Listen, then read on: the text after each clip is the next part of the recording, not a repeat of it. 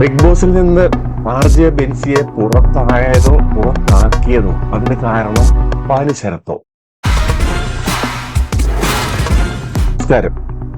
ഇന്നലെ വിവാദമായ ഒരു തീരുമാനമായി പോയി RJ ബെൻസി ഔട്ടായത്. RJ ബെൻസിയേക്കായി വീക്കായിട്ടുള്ള കണ്ടസ്റ്റൻസ് അതിനകത്ത് ഉണ്ടായിരുന്നു. രേണുസുതിയൊക്കെ പോവാൻ തയ്യാറായി നിൽക്കുന്നു. പിന്നെ ശൈത്യ ഒരു ഡെഡ് കണ്ടസ്റ്റന്റ് ആണ്.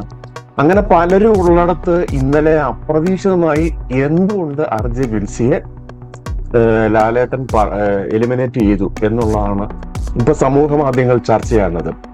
അതായത് ഇപ്പൊ അതിനകത്ത് പറയുന്ന കാര്യം എന്ന് പറഞ്ഞാൽ, ഈ ബെൻസിയും അപ്പാനി ശരത്തുമായി ചില സൗഹൃദങ്ങൾ അവിടെ ഉടലെടുത്തുന്നു. അത് സോഷ്യൽ മീഡിയയിലൊക്കെ ചർച്ച ചെയ്യുക. അവരുടെ ഫാമിലി, അപ്പാനിയുടെ ഭാര്യ ഗർഭിണിയാണ്, കുട്ടികളുണ്ട്. അപ്പോൾ അവരൊരു പ്രസ് മീറ്റ് വെച്ചിട്ട് അവർക്ക് നേരിടുന്ന ചില വിഷമങ്ങൾ അവർ പങ്കുവയ്ക്കുകയും അതിനെതിരെ നിയമ നടപടികൾ സ്വീകരിക്കുകയോ എന്നൊക്കെ പറഞ്ഞിട്ട് ഒരു കാര്യങ്ങളൊക്കെ പുറത്തു വന്നിട്ടുണ്ട്. അപ്പൊ അതിന്റെയൊക്കെ അടിസ്ഥാനത്തിൽ ലാലേട്ടൻ പുറത്താക്കിയതാണ് എന്നാണ് സംസാരം. കാര്യം, ഒരു കുടുംബത്തെ സംരക്ഷിക്കുവാൻ വേണ്ടി മാത്രമാണ് ഇന്നലെ RJ ബെൻസിയെ പുറത്താക്കിയത് എന്നാണ് ഇപ്പോൾ ഉള്ള ഒരു സോഷ്യൽ മീഡിയയിലേക്ക് സംസാരം. പലരും അതിനെക്കുറിച്ച് റിയാക്ട് ചെയ്തിട്ടുണ്ട്. ഇവര് തമ്മില് ഇന്നലെ പോകുന്ന സമയത്ത് മറ്റാർക്കും തമ്മിലുള്ളാത്ത ഒരു അഫെക്ഷൻ അവിടെ നമ്മൾ കാണാൻ സാധിച്ചിട്ടുണ്ട്.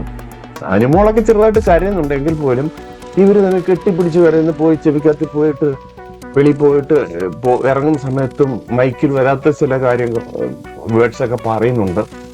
അപ്പോൾ അതിനെക്കുറിച്ച് അന്നേരെ എല്ലാവർക്കും ഒരു ഇതായിട്ട് സംശയമായിട്ട് ഇവർ തമ്മിൽ എന്താണ് ഇത്ര അറ്റാച്ച്മെന്റ്? ഒരു സൗഹൃദം ആണെങ്കിൽ എല്ലാവരുമായിട്ടും ഈ 2 ആഴ്ച കൊണ്ടുള്ള സൗഹൃദമല്ലേ. അപ്പം ഇതിനകത്തില് ബിഗ് ബോസ് വരുമ്പോൾ എന്തായാലും ശരി, കോൺട്രവേഴ്സി എന്ന് പറഞ്ഞാൽ സർവ്വസാധാരണമാണ്, പണ്ടും ഉണ്ടായിട്ടുണ്ട് പലതും. പക്ഷെ അതിന് ചിലതൊക്കെ യാഥാർത്ഥ്യങ്ങളാണ് നമ്മൾ കണ്ടിട്ടുള്ളതാണ്. അപ്പൊ അതാണ് ഇന്നലത്തെ ഒരു RJ ബെൻസിയുടെ ഒരു പുറത്തു പോകാനുള്ള കാരണം. ഒരു കുടുംബത്തെ സംരക്ഷിക്കുവാൻ വേണ്ടി ബിഗ് ബോസോ അല്ലെങ്കിൽ ലാലേട്ടനോ എടുത്തൊരു തീരുമാനമായിട്ടാണ് ഇപ്പോൾ കാണുന്നത്.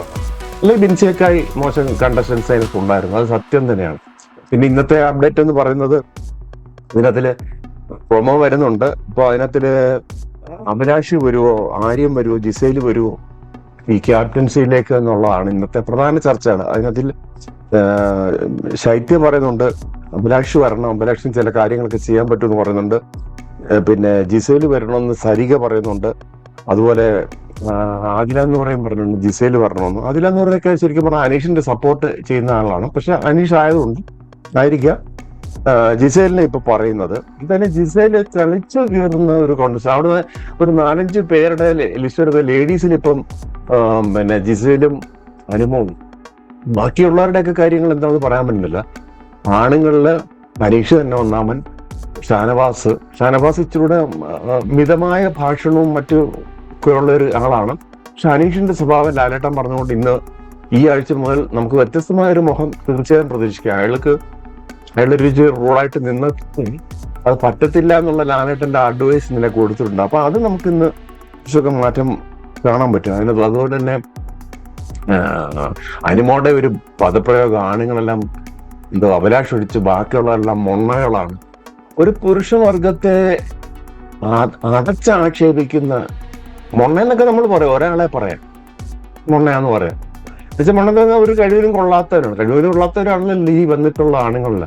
അങ്ങനെയുള്ള പദപ്രയോഗങ്ങളിലൊക്കെ അവിടെ വലിയ ചർച്ചാ വിഷയമായിട്ടുണ്ട്. അപ്പൊ അതിനകത്തെ ലാലേട്ടൻ പിടിച്ചു കൂടെയും. അപ്പൊ എന്തായാലും ശരി. അതുപോലെ തന്നെ ഒരു ഡാൻസർ അതിനകത്ത് നടപ്പുണ്ട്, ഒരു കഴമ്പുമില്ല, നെവിന്. ഇവരൊക്കെ വലിയ താമസമില്ലാതൊക്കെ പുറത്തു പോകും, ഒരു കോണ്ടന്റും അവിടെ ചെയ്യുന്നില്ല എന്നുള്ള സത്യം. പിന്നെ പുള്ളിയും ഒരു മണവാട്ടിയായിട്ട് ഒരു നോക്കിയിട്ട് ഒരു അഭിനയമൊക്കെ അതിൻ്റെയൊക്കെ ഇതൊക്കെ വരുന്നുണ്ട് പുറത്ത്.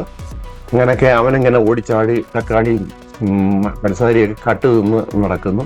ഇതിനൊക്കെയാണ് ഇതിനകത്തിൽ പോയത് എന്നുള്ള സംശയമാണ്.